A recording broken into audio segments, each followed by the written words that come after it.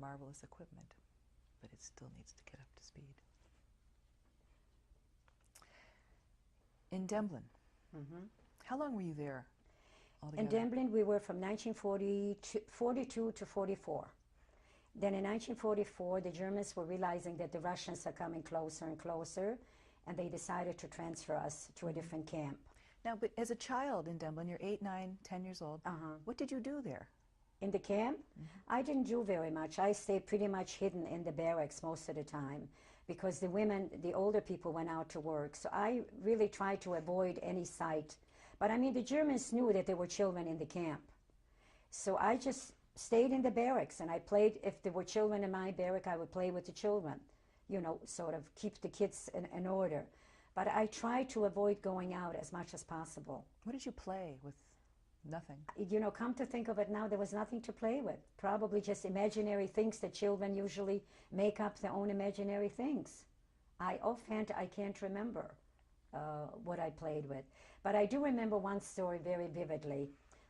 My sisters brought in some potatoes.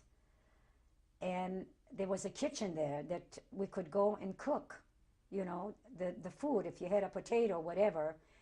And my sister once gave me this potato, 2 potatoes, to go to cook for her. And all I had to do was take the potatoes, put a little bit of water in, and just boil the potatoes so they were soft. But there were some women in the kitchen at that time, talked me out of it, and they took away the potato. I gave it to them. They said they wanted, they were hungry, and I gave them the potatoes. And that night, my sister came back from working in the field all day, and she was very, very angry because she had risked her life in order to bring in the potatoes so we could eat, and I gave it away. And I remember my sister gave me such a beating. When I reminded this, my sister, many, many years ago, as a matter of fact, because she does not remember doing that to me at all. And I said, don't you remember you hit me so hard? And I cried because I gave away the potatoes. And she said, but why did you do it? I said, well, they told me they were hungry and they wanted the potatoes. So that story has always stuck in my mind, too. I remember it, you know. It's things like this that you can't forget. This was Demblin. But life was pretty much routine, you know. You'd get up in the morning. They called you for an appeal to count your numbers. They called you by a number. We all had numbers on our necks, wore metal pieces of numbers. And you were lucky that day if they did not select another group to take out someplace else. The women went to work, the men went to work, you came home, you get the piece of bread and the little dirty bowl of soup, and that was life for 2 years. There was nothing else to do, plus the dirt and everything else. When did things change? Well, in 1944, like I said, when the Russians were coming close and the Germans were realizing that the war is getting closer to an end, they transferred us to Częstochowa, also in Poland. They took us by train, and this is where I remember the German shepherds. The SS came and they took us out. We were on the train for overnight. I remember it was nighttime, and we finally arrived there in the morning, the following morning. What kind of train were you on? It was a boxcars, close where they take cattle. And I remember one day that the train had to stop probably to change men, you know, the workers. And they did open the doors. They opened the boxcar, and it was it was in the summertime too. It was a gorgeous day. The sun was shining. The fields were beautifully green. And the Polish people were looking at us at the train and making faces and yelling dirty names at us. Nobody came to our rescue, nobody. Instead of them giving us water or giving us food, they were standing and mocking us and yelling names at us. And I remember the SS standing with the German shepherds, with the dogs. And then they finally closed the doors up again. And we arrived to Częstochowa, and they separated the men and the women and the 11 children that were finally left.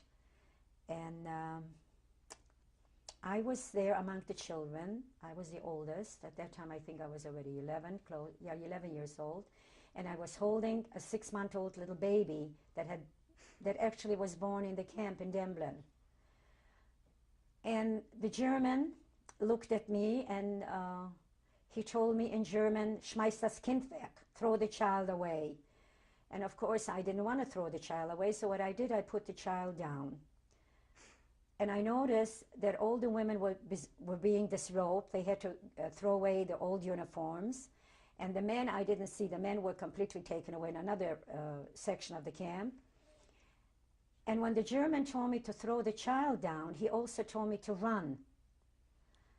I don't know what made this German soldier to tell me to run. I don't know. For that split second, maybe I reminded him either of his own child, maybe I reminded him of a grandchild because I was a blonde little girl. I don't know what made him do those things, but he told me to run, and I ran into the pile of the dirty clothes where the women had just taken off all their clothing. And as I was laying in the dirty pile of clothes, the same German soldier that had a little bit of pity for a split second, a little bit of humanity in him, for that split second, took out a gun and shot all the 11 children right in front of me. While I was laying in that dirty pile of clothes, there was an open pit, and he just with a machine gun went boom, boom, boom, boom like this, and that was the end of all the kids. Then finally, when it came dark, I ran into the barrack where the women were going in, and as I came into the barrack, all the women started attacking me, asking me all sorts of questions. Where are the children? What happened to the children? What happened to the children? And of course, my sisters were just overwhelmed with happiness and tears when they saw me, because they too thought that I was going to be killed. And I don't know, somehow or another I had enough sense not to say anything. I just said, I don't know what happened to those children. I just don't know.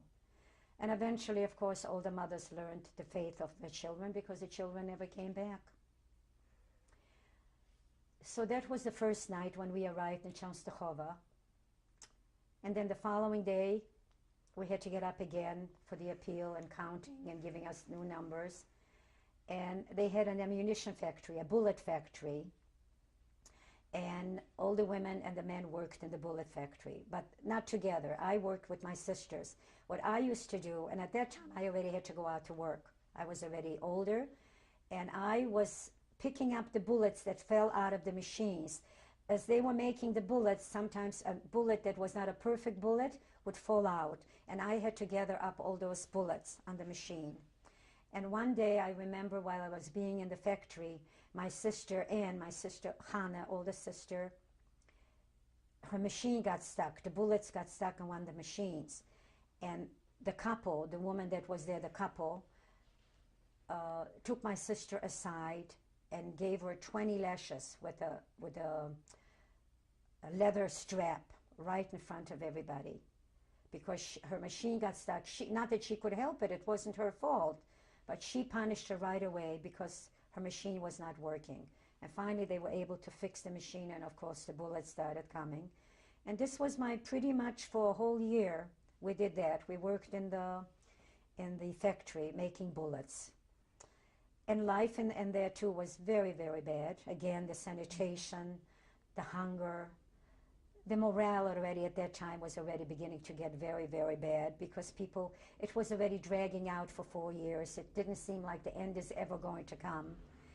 And people were already giving up. A lot of people actually gave up. And the ones that gave up so easily died too. They just said, what's the sense in living? There's no sense in living anymore.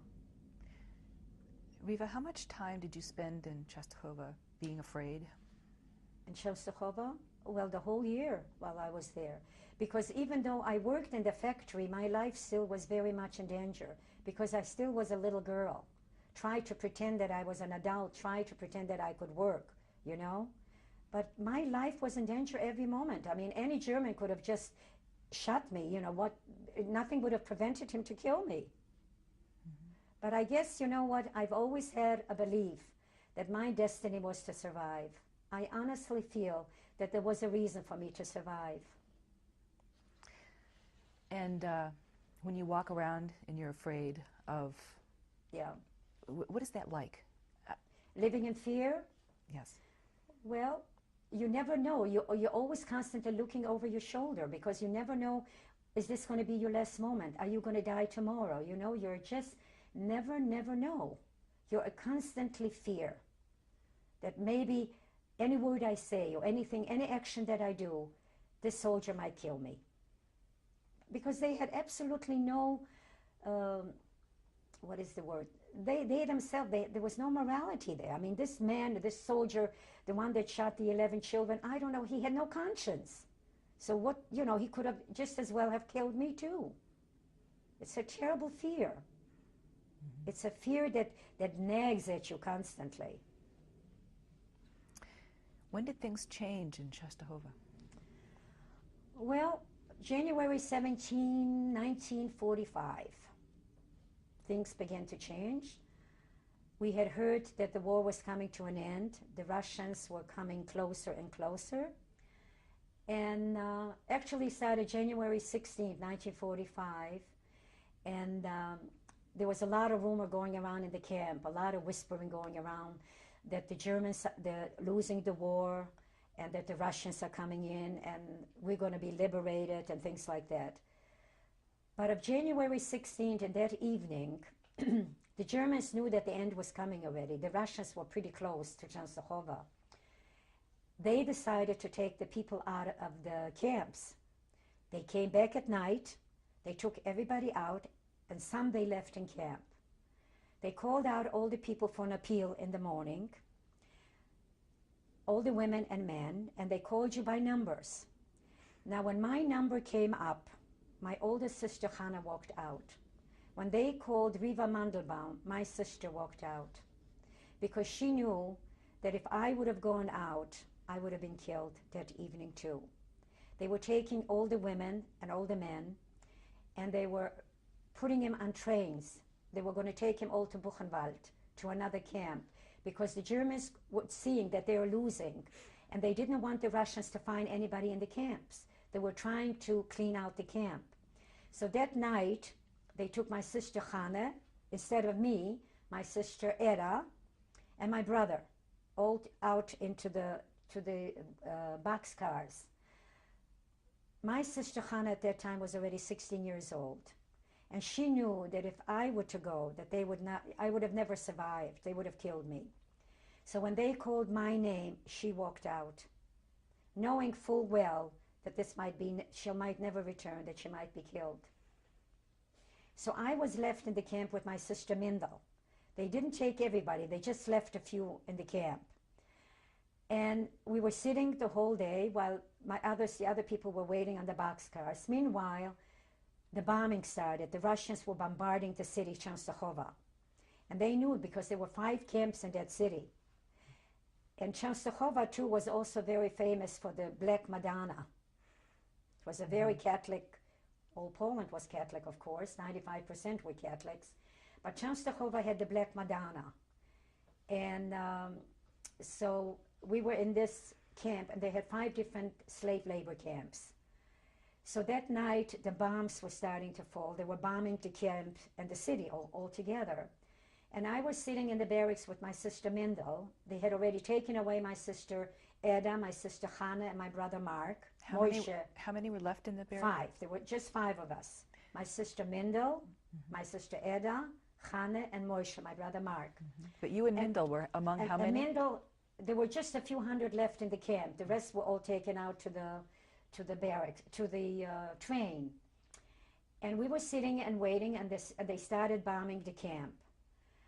This is really a cute little story.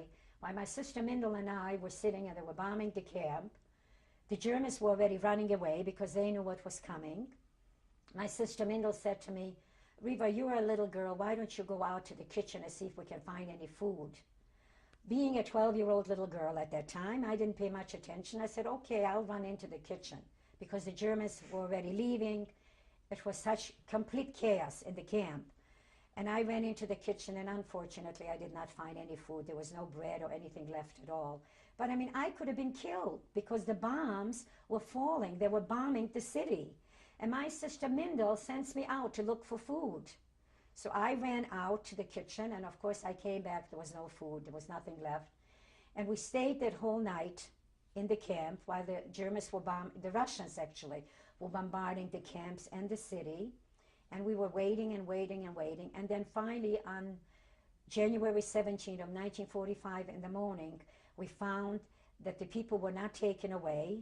They were caught on the train because the Russians were too close and they could not be transported anymore. And then they let the people out.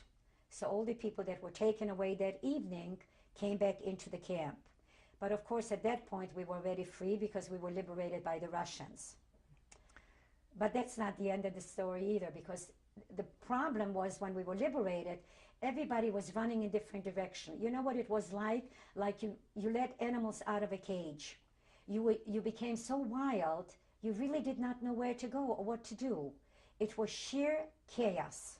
Nobody knew which direction to go. As it happened, my sister and my brother ran away. They separated from us.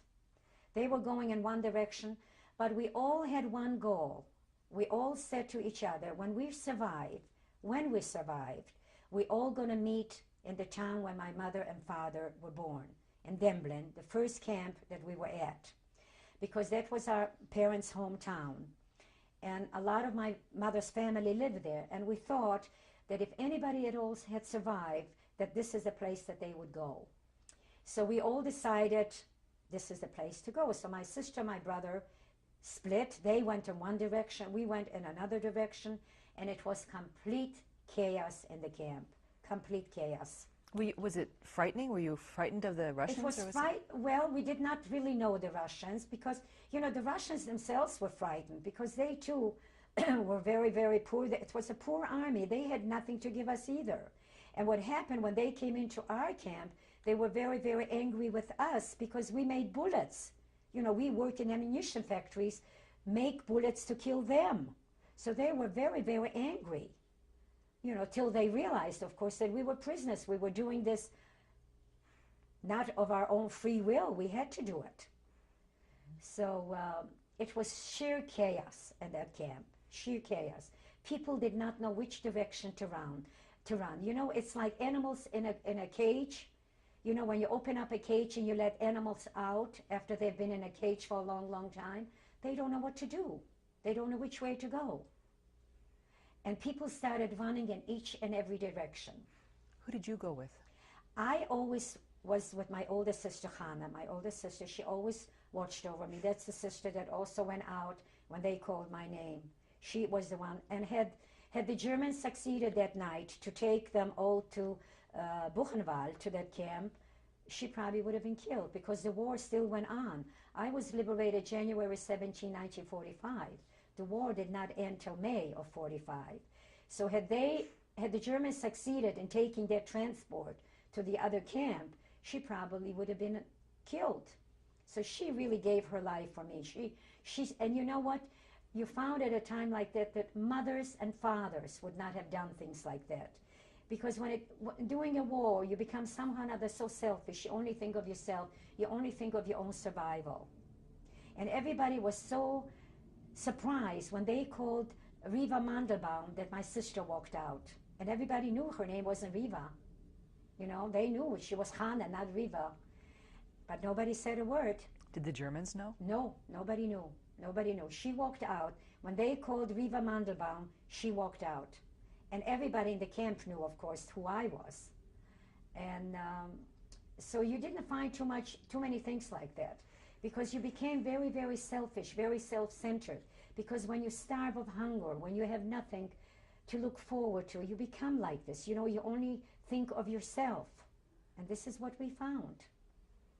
So now the Russians are there.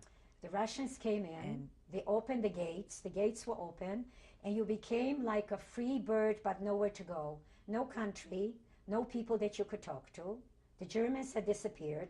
Some of the Germans even dressed in civilian clothes because they wanted to mingle among the inmates of the camp, because they knew if the Russians would see the Germans, they would be captured right away. And they did capture a lot. They captured the leader of the camp and quite a lot of the women of the camp, the capos, you know, the people that work for the Germans. But the Jewish people, they just did not know where to go. You know, it's where do you go? It's not your country. You've been cooped up for 5 years in camps. What do you do? Well, I think everybody had the same thought that we did. We sort of all knew that when we would survive, that we would have the central point where we would go back. And it was Demblin, the hometown where my grandparents were. And this is where we had decided to go. And how do you go? There's no cars. So what we used to do is walk. We'd walk the whole time. I had absolutely no warm clothing. My feet were completely with wounds from the cold. My feet were wrapped with rags. My sister had wooden shoes that she wore. Now, mind you, this was January 17, 1945, in the bitter of winter. And Poland, the winters are just as harsh, even harsher than Minnesota winters. And we decided to walk. But at that point, we still were very much afraid of the Polish people. And we walked pretending that we were not Jewish. So we walked from farm to farm slowly. At night we would find a barn somewhere and we would sleep overnight. And we would beg for food. We became beggars. And I was only the one, because being that I was the youngest and the smallest, my sisters always pushed me to go, you know. She always thought, well, they would have more pity on a little girl than maybe on an older person. So they would give me a piece of bread here and a piece of bread there. And we would travel. We would go back from Częstochowa all the way back to Demblin by foot in January. How far is that? Well, I don't know. It was quite a ways, because it took us almost a whole day by train. Offhand, I don't know how many kilometers it was, but it was a day and a half by train, so it had to be quite a ways. I think it took us a few weeks to reach Demblin. And of course, without clothing, without food, we used to beg. Like I said, I begged for food. I would go in. And at that time, you know, the farmers themselves did not have very much either, because they too, it was a war for them too. But some of them were very kind, and they would give us bread. And some of them were not so kind. Some of them would, you know, yell at us, dirty Jew, parshiwy Żyd, you know, dirty Jew, get out.